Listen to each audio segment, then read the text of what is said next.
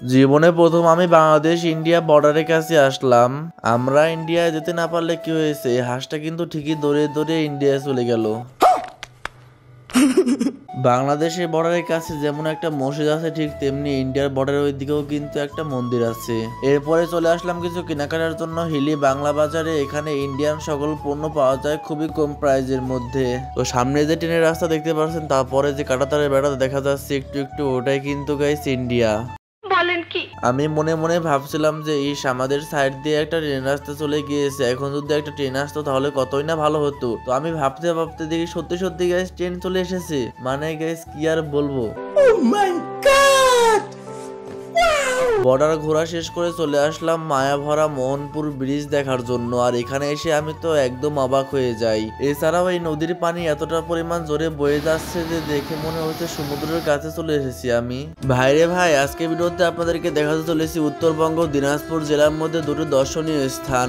একটি হলো মায়াভরা মোহনপুর ব্রিজ, যেখানে নীল নদীর স্রোতে রাবার ড্যামের উপর দিয়ে পানি বয়ে যাচ্ছে, এবং অপরদিকে রয়েছে বাংলাদেশের দ্বিতীয় বৃহত্তম স্থলবন্দর হিলি বর্ডার, যেখানে ইন্ডিয়া থেকে বাংলাদেশে মালামাল আমদানি রপ্তানি সহ পাসপোর্ট এবং ভিসা থাকলেই কিন্তু বাংলাদেশ থেকে ইন্ডিয়া, ইন্ডিয়া থেকে বাংলাদেশ মানুষ সহজে এখান দিয়ে যাতায়াত করতে পারে। এবং যেখানে প্রতি বছর হাজার হাজার দর্শনার্থীরা আসে শুধুমাত্র এই দর্শনীয় স্থানগুলো দেখার জন্য। এগুলো তো দর্শনীয় স্থান নয়, তবু এত মানুষ বছর বছর আসে দেখে এগুলো দর্শনীয় স্থান হয়ে গিয়েছে। তো যাই হোক গাইস, আজকে ভিডিওটা সম্পূর্ণ দেখতে পারলে অবশ্যই বুঝতে পারবেন যে হিলি বর্ডার বা মোহনপুর ব্রিজে কিভাবে যাবেন, কোথা দিয়ে যাবেন, কিরকম টাকা খরচ পড়ে, সকল কিছু কিন্তু আজকে ভিডিওতে তুলে ধরার চেষ্টা করবো। তো ইয়াপ গাইস, চলুন বেশি কথা না বলে ভিডিওটা শুরু করা যাক।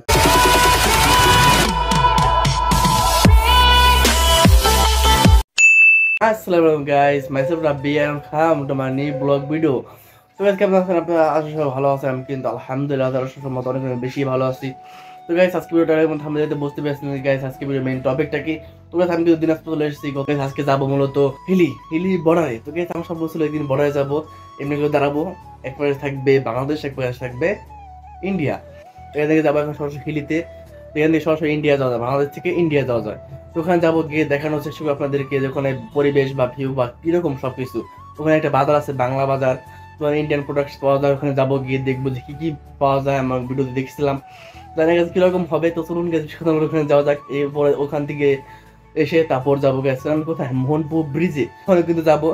তো জানা গেছে কিরকম হবে। মোহনপুর ব্রিজটা কিন্তু অনেকটা সুন্দর। আপনার ভিডিও দেখেন গাইস, আর আরো ভিডিও দেখতে হবে না আপনাদের, আপনার সকল ডিটেলস পেয়ে যাবেন। কথা বলতে চাই না, এখন চলে যাবো সরাসরি হিলি বর্ডারে। হিলি থেকে এসে তারপর যাবো মোহনপুর ব্রিজে। ওখানে সুন্দর একটা ব্রিজ আছে, ওখানে যাবো। সকল কিছু আপনাদের আমরা তুলে দেওয়ার চেষ্টা করবো। ভিডিওকে লাইক এবং সাবস্ক্রাইব করে রাখবেন। তো যাই হোক গাইস, কথা না বলে ফটাফট চলুন এখান থেকে রওনা দিয়ে যাক। চলুন গাইস, যাওয়া যাক। তো ইয়াপ গাইস, এরপরে কিন্তু বাসা থেকে বের হয়ে পড়লাম আমি সহ আমার মামা মামি। এরপরে কিন্তু আমার মামাতো ভাই ছিল আমাদের সাথে। তো এরপরে কিন্তু বাসা থেকে বের হওয়ার একটু দাঁড়িয়েছিলাম। এরপরে কিন্তু একটা বাস চলে আসে। আমরা মূলত যাবো বিরামপুর, বিরামপুর থেকে কিন্তু যাবো হিলি বর্ডারে। তো দেখতে পাচ্ছেন গাইস, এরপরে কিন্তু কথা বলতে বলতে চলে আসলাম কিন্তু বিরামপুর। তো গাইস, আমরা মূলত নামবো বিরামপুর রেল লাইনের ওইখানে। তো এরপরে কিন্তু বাস আমাদেরকে বিরামপুর রেল লাইনের ওখানে নামিয়ে দিল। তো এখন আমাদেরকে এখান থেকে যেতে হবে হিলি। আর দেখতে পাচ্ছেন এখান থেকে হিলি 9.60 কিলোমিটার। তো এরপর কিন্তু আমরা এখান থেকে একটা অটো ভাড়া করে নিয়ে নিই। আর অটো ভাড়া কিন্তু নিয়েছিল জনপ্রতি 40 টাকা করে। তো আমরা মূলত ছিলাম তিনজন, আর তিনজনে কিন্তু 120 টাকা অটো ভাড়া পড়েছিল।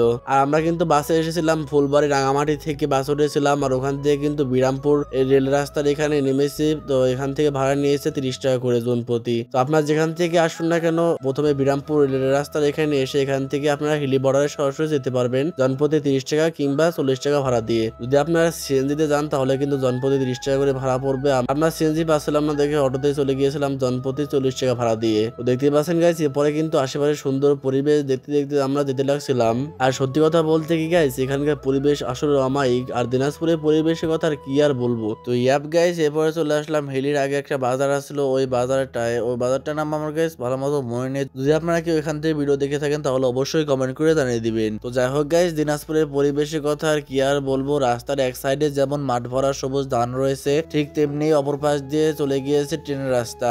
এক সাইড দিয়ে মাঠ ভরা ছিল সবুজ ধান, আর এক সাইড দিয়ে ছিল ট্রেনের রাস্তা। এই জন্য কিন্তু রাস্তার পরিবেশ কিন্তু আরো অনেক সুন্দর দেখা যাচ্ছিল।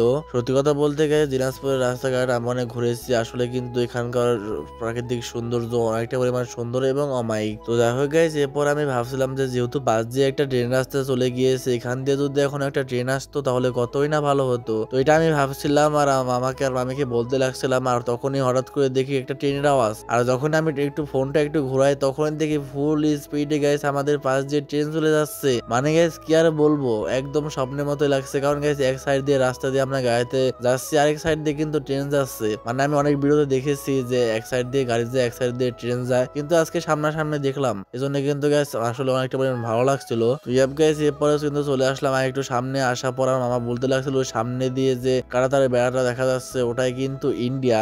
আমি তো শুধু তাকিয়ে তাকিয়ে দেখতে লাগছিলাম, কারণ গাইস আমাদের জেলা যে মানিকগঞ্জ সেটা কিন্তু বাংলাদেশের মধ্যে একদম মধ্যাঞ্চল বলতে পারেন। কারণ গাইস আমাদের জেলায় কোনো ট্রেন রাস্তায় নিয়ে আবার বর্ডার কোথা থেকে আসবে, তো এই বর্ডার দিয়ে কিন্তু আমি একদম অবাক হয়ে গিয়েছিলাম। আর যেহেতু যাচ্ছি বর্ডারের খুবই কাছে, তো দেখতে পাচ্ছেন গাইস এখানে কিন্তু একটু ফাঁক দিয়ে বর্ডার দেখা যাচ্ছে। তো এবারে কিন্তু একটু এগিয়ে চলে আসলাম, এখানে কিন্তু সীমান্ত রক্ষী বা বিজিবিদের একটা ক্যাম্প ছিল। তো এরপর কিন্তু আশেপাশে পরিবেশ দেখতে দেখতে দেখতে ফাইনালি অবশেষে কিন্তু গাইস চলে আসলাম হিলি বর্ডারের খুবই কাছে। দেখতে পাচ্ছেন গাইস আমাদের ডান পাশে কিন্তু ছিল ইন্ডিয়ান গাড়ি, তো এটা কিন্তু মালামাল বাহী গাড়ি ছিল। তো এরপরে কিন্তু আমরা চলে আসলাম বর্ডারে। তো বর্ডারের কাছে চলে আসার পর এরপরে কিন্তু যে গাড়িতে আমরা এসেছিলাম সেই গাড়িতে কিন্তু আমরা নেমে পড়লাম। আর নামার পরে গাড়ি দেখতেছিলাম যে হিলি বর্ডারটা, আর সামনে একটু এগিয়ে যাচ্ছিলাম। তো সামনে যাওয়ার পর দেখে মোটামুটি ভালোই মানুষ এসেছে এই বর্ডারটা দেখার জন্য। তো সামনে দেখি বিজিবি আছে আর ওই প্রান্তে রয়েছে বিএসএফ, মানে এই পাশে বাংলাদেশ আর ওই পাশে কিন্তু ইন্ডিয়া। তো ওরা বললো যে এই সাইড থেকে দেখা বা ছবি তোলা বা ভিডিও করার জন্য ওই সাইডে না যাওয়ার জন্য, যেহেতু আমাদের কাছে পাসপোর্ট ভিসা কোনো কিছু ছিল না। তবু গাইস অনেকটা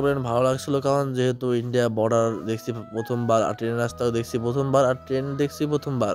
আমার কাছে আমাদের জেলায় যেহেতু ট্রেন রাস্তা বা ট্রেন নেই, আমাদের পার্শ্ববর্তী জেলা ফরিদপুরে আছে বা নদী পার হয়ে যেতে হয়, কিন্তু গাইস আমাদের ওইদিকে নেই বা ঢাকার ওইদিকে নেই বলতে পারেন। তো দেখতে পাচ্ছেন গাইস ওদিক থেকে কিন্তু বিএসএফ যে ট্রাকবাহী গাড়িগুলো চেক করে আবার বাংলাদেশে পাঠাচ্ছে, আবার বাংলাদেশ থেকে কিন্তু চেক করে পরে কিন্তু প্রবেশ করছে বাংলাদেশে। এটা কিন্তু গাইস গ্রামীণ একদম পরিবেশের জন্য কিন্তু অনেক হাঁস ছিল, এবার ছাগল ছিল, এরা এদেশ থেকে ওই দেশে যায় আবার ওই দেশ থেকে এদেশে চলে আসে এরকমই আর কি। তো বাংলাদেশে কিন্তু এই সাইডে ছিল একটা মসজিদ, আর ইন্ডিয়ান কিন্তু ওই সাইডে একটা মন্দির ছিল, আমরা একটু ঘন্টার আওয়াজ পাচ্ছিলাম। তো দেখতে পাচ্ছেন গাইস এবারে কিন্তু যে ইন্ডিয়ান মালবাহী গাড়ি যেতে যাচ্ছিল ওগুলো কিন্তু এখানে সিরিয়াল ধরে দাঁড়িয়ে রয়েছে। আর আমরা কিন্তু এক সাইডে চলে এসেছিলাম কুশলের রস খাওয়ার জন্য, কারণ আমার তো ভাই বলেছিল যে কুশলের রস খাবে। তো কুশলের রস খাওয়া শেষ করে এরপর আমার বললো তাহলে চল একটু হিলির যে বাংলা বাজার রয়েছে সেখান দিয়ে ঘুরে আসি, কারণ সেখানে কিন্তু ইন্ডিয়ান অনেক পণ্য পাওয়া যায় খুবই কম দামের মধ্যে। তো এরপর আমি বললাম তাহলে ঠিক আছে ওখান দিয়ে একটু ঘুরে আসি, আর ওখানে যেহেতু অনেক কাপড় চোপড় দেন ইন্ডিয়ান মালামাল মানে সবকিছু পাওয়া যায় ইন্ডিয়ান জিনিস এই বাংলা বাজারে। তো একটু আশেপাশে ঘুরে দেখছিলাম, তখন দেখি যে বেশি কিছু নেই, আর যাওয়া ছিল তাও কিন্তু প্রাইস একটু বেশি ছিল, মানে আমি যা ভেবেছিলাম তার থেকে বলতে পারেন যে 100 গুণ বেশি ছিল। তো এরপর আর কি করার গাইস, আমার যদি পার্সোনাল ওপিনিয়ন বলেন তাহলে আমি বলবো গাইস যে হিলি যাওয়া মানে একদম আপনার ওয়েস্ট অফ মানি। বলেন কি, কারণ গাইস আপনি টাকা খরচ করে শুধু শুধু ওখানে যাবেন, কিছু দেখার নেই একদম। আমি বলছি শুধু শুধু গিয়ে আপনি টাকা নষ্ট করবেন না, কারণ গাইস আমি ওখানে গিয়েছিলাম আর ওখানকার পরিবেশ মোটামুটি ভালো ছিল, কিন্তু তাও দেখার মতো ছিল না। আমি ভেবেছিলাম যে একপাশে বাংলাদেশ থাকবে একপাশে ইন্ডিয়া থাকবে, এরকম মাঝখানে আমি দাঁড়িয়ে ছবি তুলবো বা দেখবো, ওপাশে গ্রামে গিয়ে দেখবো, যেমনটা আমরা অন্য সব জেলায় বা অন্য সব জায়গায় দেখে থাকি। তো এখানে একটু অন্যরকম, এই জন্য কিন্তু এরকম ছিল। আপনাকেও শুধু শুধু হিলি বর্ডারে গিয়ে টাকা নষ্ট করা আমার মনে হয় না যে কোনো দরকার আছে। আপনার হিলি না গিয়ে অন্য সব জায়গায় গিয়ে ঘুরে দেখতে পারেন দিনাজপুর জেলার মধ্যে। সঠিক বলেছেন, আপনার বুদ্ধি ভালো। যাই হোক বেশি বকর বকর করে ফেললাম। এরপরে কিন্তু মনপুর যাওয়ার জন্য কিন্তু দ্বিতীয় দিন বিকালবেলা আবার রওনা দিয়ে দিলাম। এরপর কিন্তু বাস উঠলাম, আর বাস ওঠার পর কিন্তু আমি একদম পিছনে মাঝখানে সিট পেয়েছিলাম, এর জন্য কিন্তু বাইরের কোনো পরিবেশ আপনাদেরকে দেখাতেই পারিনি। তো যাই হোক এরপর কিন্তু কথা বলতে বলতে চলে আসলাম কিন্তু সেই মায়া ভরা মোহনপুর। তো দেখতে পাচ্ছেন গাইস মোহনপুর কিন্তু চলে এসেছি। এখন কিন্তু বাস থেকে নেমে কিন্তু রাস্তা পায়ে দিয়ে কিন্তু নিচে যেতে হবে, কারণ গাইস ব্রিজের নিচে রয়েছে রাবার ড্যাম, যার উপর দিয়ে কিন্তু নদীর পানি বয়ে গিয়েছে। দিনাজপুর জেলায় কিন্তু অনেক কৃষি চাষাবাদ হয়, এজন্য কিন্তু ফসলের জমিতে পানি দিতে হয়, কিন্তু এই জেলায় যেহেতু বর্ষা হয় না উঁচু অঞ্চল থেকে কিন্তু পানি আটকে রাখতে হয়, এজন্য কিন্তু রাবার ড্যামটা এই দিনাজপুর জেলা মোহনপুরে স্থাপন করা হয়েছিল। তো যাই হোক গাইস এরপরে কিন্তু এই রাস্তা দিয়ে কিন্তু নিচে নামতে হবে আমাদেরকে। তখন কিন্তু আমরা সবাই মিলে নিচে নেমে পড়লাম, আর নিচে নামার পর দেখতে পাচ্ছেন কতটা পরিমাণ উঁচু জায়গা ছিল। তো নিচে নামার পর সামনে দেখতে পাচ্ছেন আশেপাশে কিন্তু ছোটখাটো কিছু রেস্টুরেন্ট হয়েছে বা হোটেল হয়েছে, কারণ যেহেতু এখানে প্রায় প্রতি বছর হাজার হাজার মানুষজন আসে যেটা দেখার জন্য।